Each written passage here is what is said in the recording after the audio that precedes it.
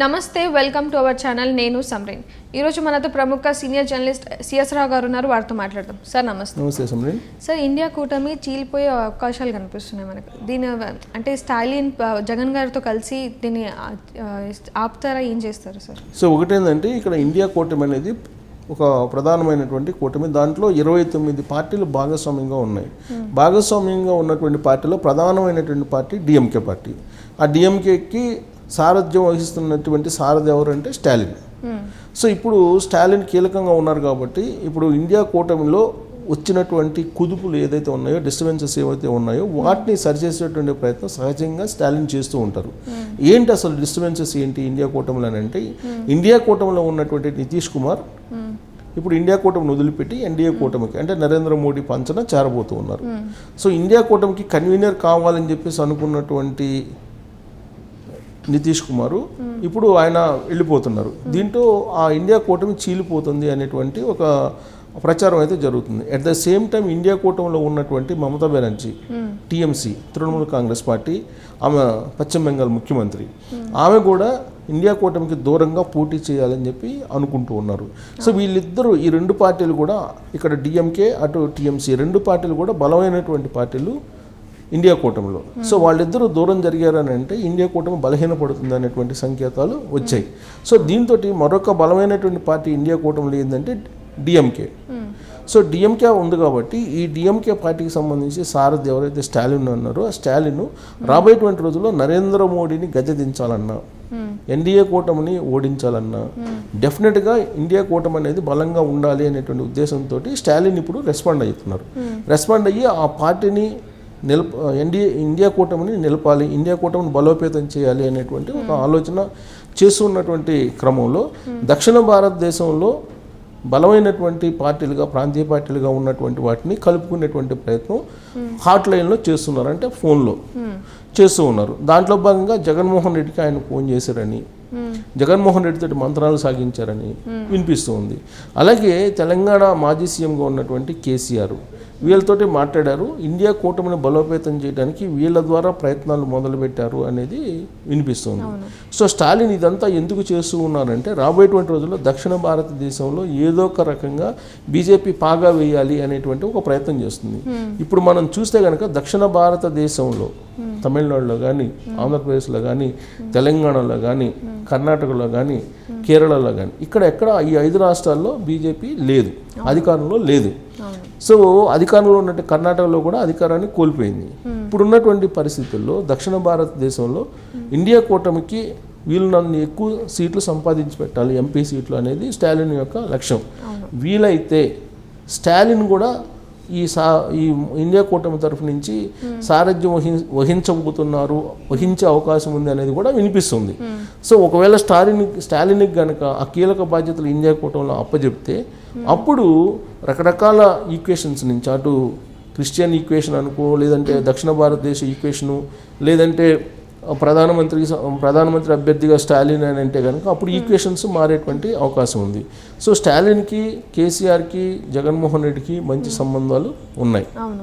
So ఈ క్రమంలో ఇచ్చిపుచ్చుకున్నటువంటి దూరంలో కొన్ని అంశాల్లో కూడా వీళ్ళు గతంలో మాట్లాడుకున్నారు అనేక విషయాల్లో, వాటర్ విషయంలో కానీ, లేదా ఈ ప్రాంతాలకు సంబంధించి దక్షిణ భారతదేశానికి జరుగుతున్నటువంటి అన్యాయం మీద కూడా ఒకనొక సందర్భంలో వీళ్ళందరూ కూడా గొంతు విప్పారు. ఆ గొంతు విప్పినటువంటి వాళ్ళలో పవన్ కళ్యాణ్ కూడా ఉన్నారు. సో దక్షిణ భారతదేశం ఈక్వేషన్ వచ్చేటప్పటికి. కానీ ఇప్పుడున్నటువంటి పరిస్థితుల్లో ఎన్డీఏలో భాగస్వామ్యం కావడానికి జనసేన, తెలుగుదేశం పార్టీ రెడీ అవుతున్నాయి. ఇలాంటి పరిస్థితుల్లో ఎన్డీఏకు దూరంగా ఉన్నటువంటి పార్టీ ఏది అంటే ఇప్పుడు వైఎస్ఆర్ కాంగ్రెస్ పార్టీ దక్షిణ భారతదేశంలో, అలాగే డిఎంకే తమిళనాడులో, సో ఇక్కడ తెలంగాణలో బీఆర్ఎస్ పార్టీ.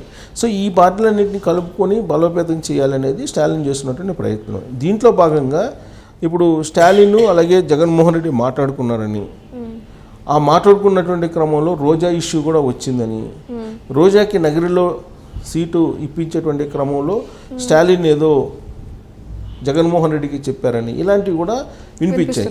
సో వాళ్ళిద్దరి మధ్య ఇప్పుడు కాదు, గతం నుంచి కూడా సన్నిహితమైనటువంటి సంబంధాలు ఉన్నాయి. చంద్రబాబు నాయుడుతో కూడా సంబంధాలు ఉన్నాయి స్టాలిన్కి. సో దక్షిణ భారతదేశంలో ప్రతి ఒక్కరితోటి మంచి సాన్నిహిత్య సంబంధాలు ఉన్నటువంటి స్టాలిన్ ఇప్పుడు ఇండియాకు సంబంధించినటువంటి కూటమి బాధ్యతలను స్వీకరించేటువంటి అవకాశం కూడా ఉంది. ఒక కీలకమైన నిర్ణయం కూడా తీసుకోబోతున్నారు. ఢిల్లీలో జరుగుతున్నటువంటి పరిణామాలను కనుక మనం గమనిస్తే కనుక ఇండియా కూటమి బలహీనపడుతుంది నానాటికి. ఇప్పుడు నితీష్ కుమార్ ఆల్రెడీ ఆయన ముఖ్యమంత్రి పదవికి ఆయన బీహార్లో రాజీనామా చేశారు. కొత్తగా మళ్ళీ ఆయన ప్రమాణ స్వీకారం చేయడానికి రెడీ అవుతున్నారు. ఎవరితోటి కలిసి రెడీ అవుతున్నారు? బీజేపీ తోటి కలిసి అక్కడ ప్రభుత్వాన్ని ఏర్పాటు చేయడానికి నితీష్ కుమార్ రెడీ అవుతున్నటువంటి పరిస్థితి అక్కడ కనిపిస్తుంది. సో నితీష్ కుమార్ కనుక ఒకవేళ బీజేపీతో కలిసి వెళ్తే అక్కడ బీహార్లో మళ్ళీ బీజేపీకి అలాగే జేడీయూకి కలిసి అలయన్స్ ఉంటుంది. ఎంపీ స్థానాలు కూడా ఎక్కువ వచ్చేటువంటి అవకాశం ఉంది. ఆ విషయాన్నే ప్రశాంత్ కిషోర్ కూడా కొద్దిసేపటి క్రితం చెప్పడం జరిగింది. ప్రశాంత్ కిషోర్ చెప్పిన దాని ప్రకారం ఏంటంటే ఒకవేళ ఇండియా కూటమిలో ఉండి నితీష్ కుమార్ కనుక పోటీ చేస్తే అక్కడ 5 ఎంపీ స్థానాల కన్నా కూడా నితీష్ కుమార్కి వచ్చేటువంటి అవకాశం లేదు. సో ఆ విషయాన్ని దృష్టిలో పెట్టుకొని నితీష్ కుమార్ ఇప్పుడు బీజేపీ వైపు వెళ్ళిపోయారు అనేది ఒకటి వినిపిస్తుంది. ఇంకోటి ఏంటంటే అయోధ్యలో రామ ప్రతిష్ఠ జరిగిన తర్వాత వేగంగా రాజకీయ పరిణామాలు మారిపోతున్నాయి. ఉత్తర భారతదేశంలో మొత్తం కూడా బీజేపీకి అనుకూలమైన పవనాలు ఉన్నాయని చెప్పి వినిపిస్తుంది. అలాంటి పరిస్థితుల్లో దక్షిణ భారతదేశం మీద మాత్రమే ఇండియా కూటమి ఆశలు పెట్టుకుంది.